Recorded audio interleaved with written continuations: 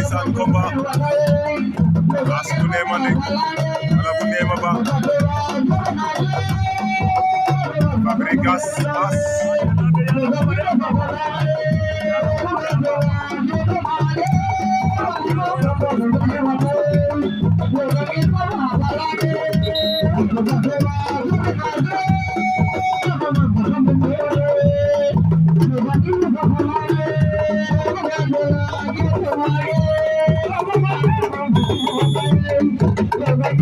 Fabregas